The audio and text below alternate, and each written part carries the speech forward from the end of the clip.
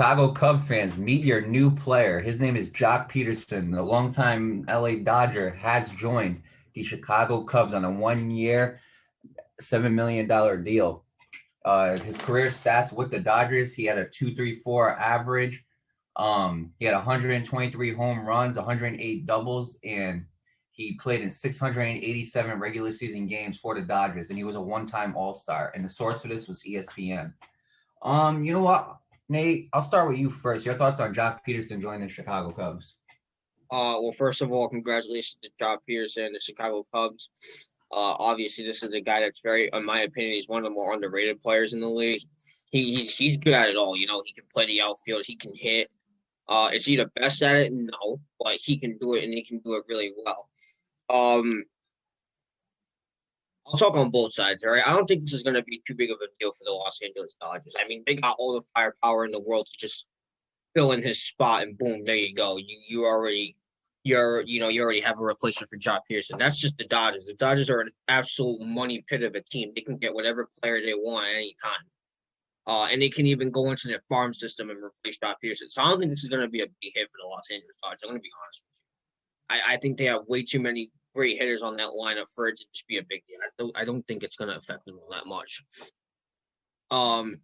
As for the Cubs, I think this is a great piece to start rebuilding. You know, they got rid of their veteran pitcher and John Lester. He's with the Nationals now.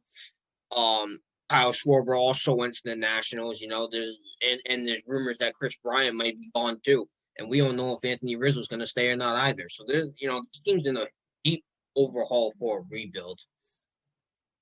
Despite them being number one in the division last year, you know, they got swept by the Marlins in the playoffs. Oh, that's funny. They just I looked at them, right? Out of all the playoff teams, and I gotta be honest, the most unimpressive playoff team last year was the Chicago Cubs. I just wasn't impressed by them. I wasn't impressed with them offensively. I wasn't impressed by them pitching wise. You know, they were supposed to be one of the better teams in the MLB, and they went into the playoffs and just did not prove that whatsoever. I think they only scored like 2-3 runs in that entire series, which is just absolutely unacceptable. So at this point, I think the Cubs are in a deep overhaul. I think they need. I think they really need to rebuild this World Series team that they had once before.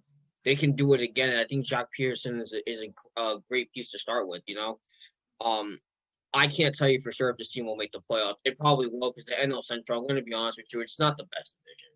All right, the Brewers have been slack in the last couple of years. The Cardinals are an on and off team. They'll show up and then they won't. And the Cubs are just the same way. You just don't know what you're going to get out of those three teams, you know. And as for the Reds, I don't think they're going to make the playoffs this year. I'm going to be honest with you. And the Pirates, well, the less said, the better. So this division really isn't the best division. I mean, I guess some people can compare it to the NFL's NFC East. I don't think I'd go that far, but I mean, to be honest with you, I'm going to be honest, you know, the NL Central is up for grabs for any team at this point. So with that being said, you know, Joc Pederson joining the lineup for the Cubs, I think the Cubs need to capitalize on that. So with that said, you know, congratulations to Joc Pederson and the Chicago Cubs, and we'll see how this goes from here, and I'll give it to you now, Mario. Yeah, I'll take over where you ended it. First of all, congratulations to Joc Pederson on joining the Chicago Cubs, and congratulations to the Chicago Cubs on getting Joc Pederson.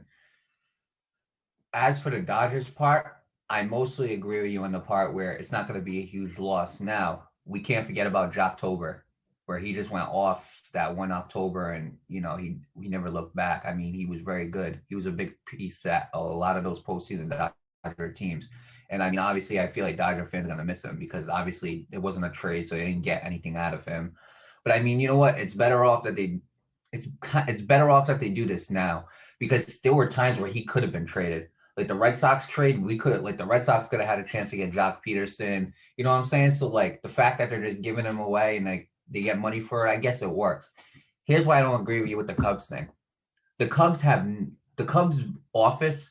executive office has no direction in where they want this team to go.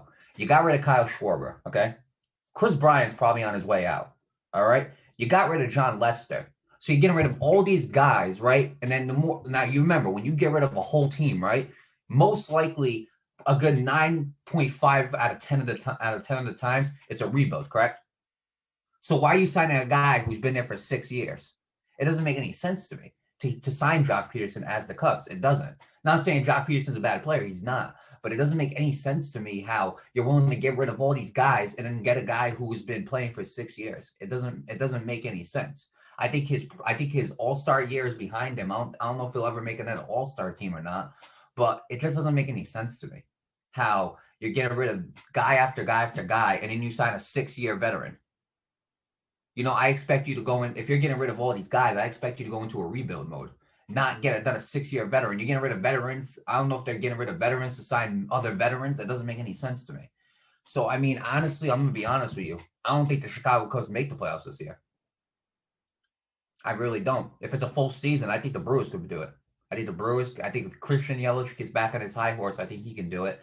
I think, again, the Cardinals, like you say, like if they're on and off, they got a chance to do it. But I don't know. I don't think the Cubs do it this year because there's just no direction into where this team's going. I think the only guy you have left is Javier Baez. And I mean, I bet you any money they're getting rid of players, but I bet you any money they're trying to keep Javier Baez. Like they're trying to basically do whatever they can to keep Javier Baez. I feel that's the one player that they want to keep. So, like, with that being said, I don't understand why they would get Joc Pederson. It just doesn't make any sense to me because that's not a rebuild. That's not starting a rebuild process. You know what I'm saying?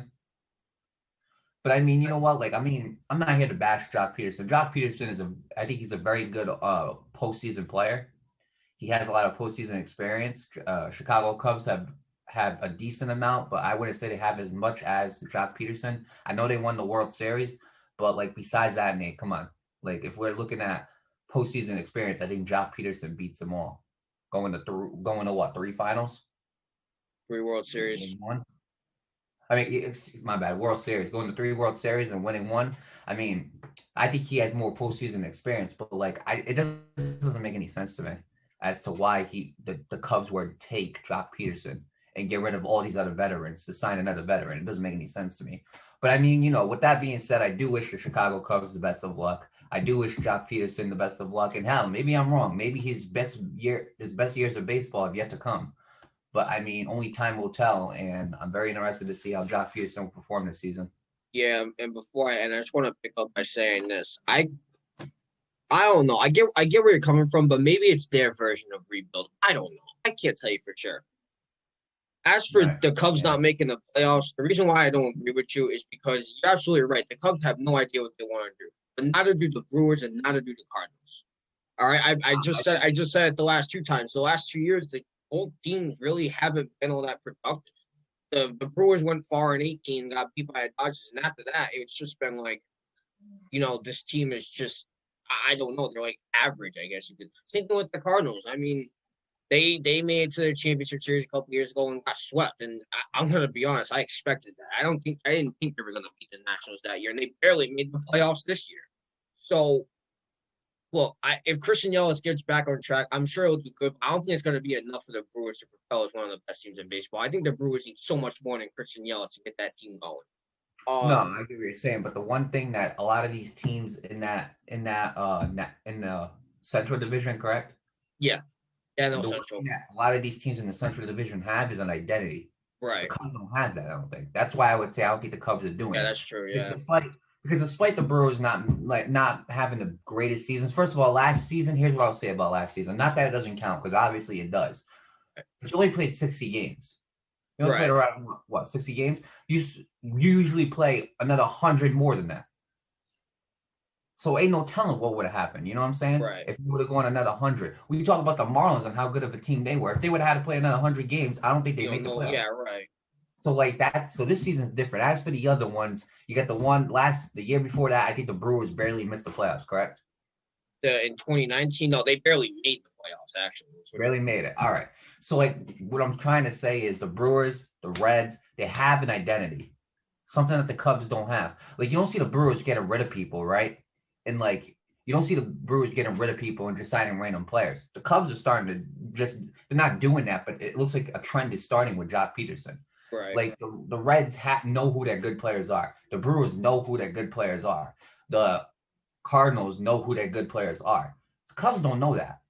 That's Right. why there's all talk about getting rid of Chris Bryant. That's why Anthony Rizzo isn't a sure thing no more. That's why the only guy that the Cubs will probably willing to keep is Javier Baez. And I understand Javier Baez is a great player, Yeah. great player. Right. So like I understand why you want to keep him, but they just don't have an identity. And I think taking Joc Pederson, I just think it adds more confusion to the team. Now, could they make the playoffs? Absolutely. I'm not saying it's absolutely no way. In my prediction, I don't think they. I don't think they want. If they make the playoffs, I don't think they're first. I don't. I think they barely make it through like some type of wild card or whatever. But I mean, time will tell, Nate. And I just want to say, I just want to end it by saying, good luck to the Chicago Right. Cubs. Because we don't wish any harm upon any team, but good luck to the Chicago Cubs and good luck to Joc Pederson. And I'm curious to see how this is going to turn out.